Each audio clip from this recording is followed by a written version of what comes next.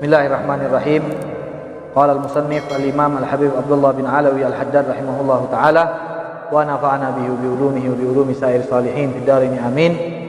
Qala wa 'alaika bil hubbi fillah hatta yasira subhanahu ahabbu ilaika mimma siwah bal hatta la yasiru laka mahbub illa iyyah wa sababu wujudil hubb min jihati mahbub imma wujud kamal fihi aw husul nawal minhu.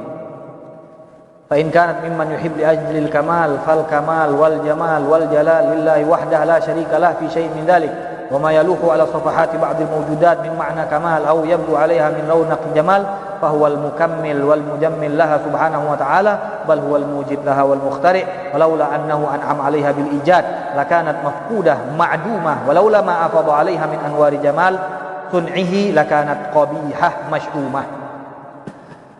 Sedikit saja kita akan membaca tentang cinta kepada Allah Subhanahu wa taala. Kata Imam Al-Haddad, hendaknya engkau cinta kepada Allah sampai di dalam tahapan sehingga tidak ada yang lebih kau cintai kecuali Allah Subhanahu wa taala.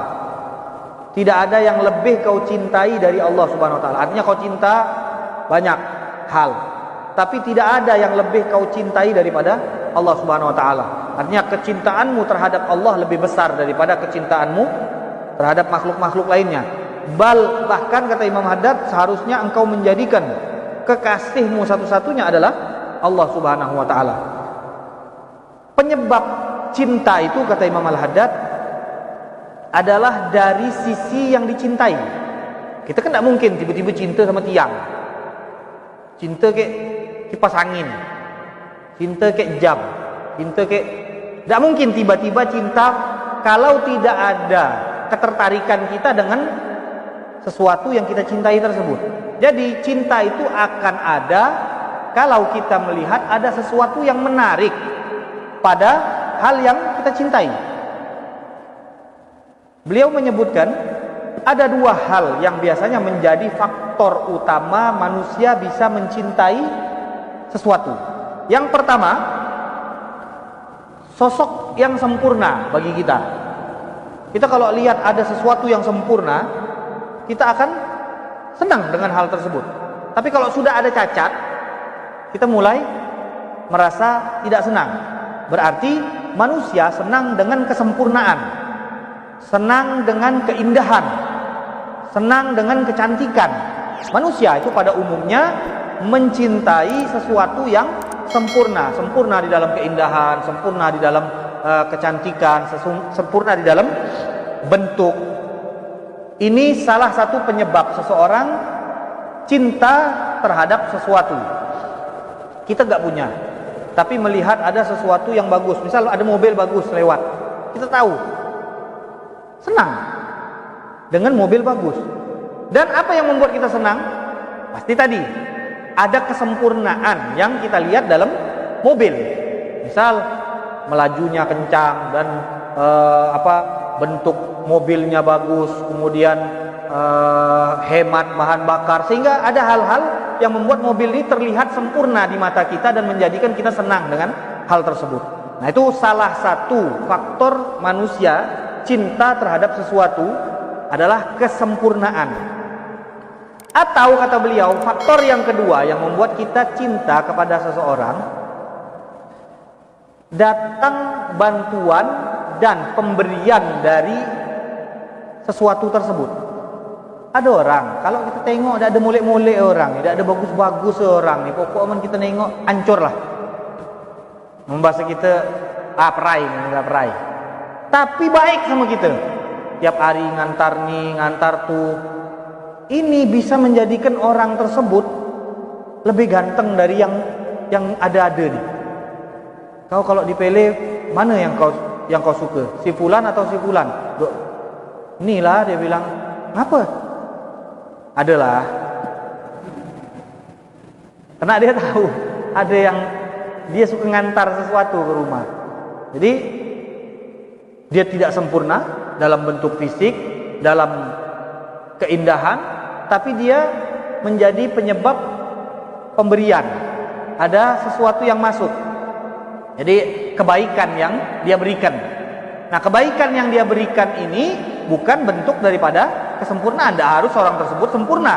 hanya ada kebaikan saja yang masuk, itu bisa menjadi faktor seseorang senang dengan orang lain. Makanya kata baginda Rasulullah, kita ini orang muslim, supaya tambah cinta dengan sesama, tahadau, saling memberi hadiahlah kalian.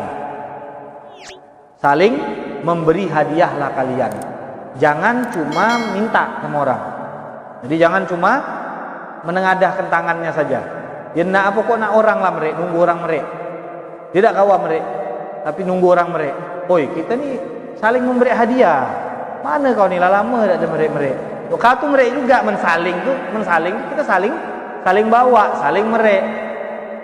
Dia nunggu orang merek, tapi tidak pernah merek.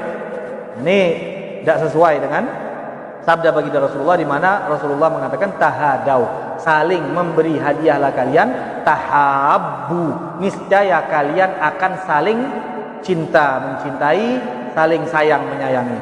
Nah, begitu juga di antara faktor yang bisa menjadikan kita sesama ini saling cinta, hal yang kita anggap remeh, bahkan sudah kita ganti dengan yang lain, saling memberi salam. Jadi kata Nabi, afsyus salam bainakum, tebarkan salam di antara kalian, saya kalian akan saling menyayangi.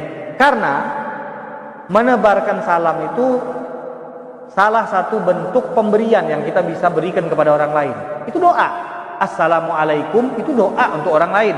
Doa keselamatan, doa kesejahteraan, doa agar diberikan perlindungan. Itu hadiah dari kita untuk orang lain.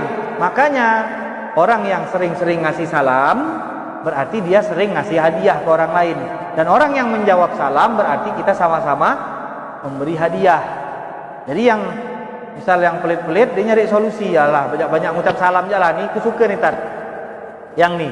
Jangan juga kita menjadikan ini alasan, ya sudah cukup salam, enggak. Di antaranya, ya enggak, kalau misalkan kebetulan tidak bawa apa-apa dan kebetulan kita tidak bisa memberikan sesama, maka paling tidak jangan turun dari level saling memberi salam. Karena ini juga termasuk hal yang menjadikan kita saling tambah rukun, kita tambah kuat persatuannya, tambah kasih mengasihi, yaitu dengan rajin memberikan salam kepada orang muslim. Kadang kita ini masuk rumah sehari 4 kali, 5 kali, 6 kali tidak mengucap salam, sehingga wajar di rumahnya nggak ada kesejahteraan, di rumahnya nggak ada keselamatan, di rumahnya jauh dari perlindungan, karena kita jarang mengucapkan salam. Jadi jangan diremehkan masalah salam. Itu tahiyah. Ya, salam itu hal yang kita berikan kepada orang muslim yang kita temui. Rajin-rajin menyebutkan salam. Kita ni sekarang lah malu nyebut salam. Ay, sedap apa enggak nih di motor nyebut salam? Dok sama yang sedap-sedap tak sedap. Sudah sebutlah assalamualaikum apa payah. Nabi yang memerintahkan. Nanti pembahasan sedap tak sedap bukan makan bakso. Sedap tak sedap tu nanti. Assalamualaikum. Ucapkan, tidak usah malu-malu. Ini ajaran baginda Rasulullah SAW. Kita sekarang lah ada tahiyah baru lah banyak. Mobil ketemu mobil, tetet, ada. Kalau dari jauh sikit, ada. Banyak lah diganti salam kita nih. Nah, jadi kita nih sekarang ingin mengembalikan bagaimana supaya kita tambah sayang dengan mengamalkan sunnah-sunnah yang kelihatannya remeh, tapi sudah mulai hilang. Kita hidupkan di antara kita. Tidak usah malu-malu. Assalamualaikum. Lihat ada orang duduk assalamualaikum. Doa untuk mereka. Dan pada saat mereka menjawab, doa untuk kita.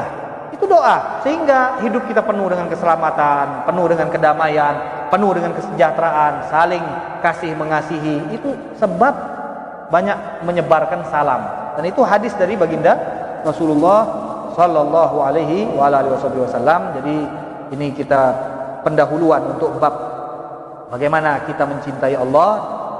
Seharusnya dalam level kita menjadikan Allah adalah zat yang paling kita cintai melebihi dari segala-galanya. Dan kemudian ada penjelasan bahwa cinta itu tidak akan terbentuk, tidak akan ada tanpa ada faktor-faktor.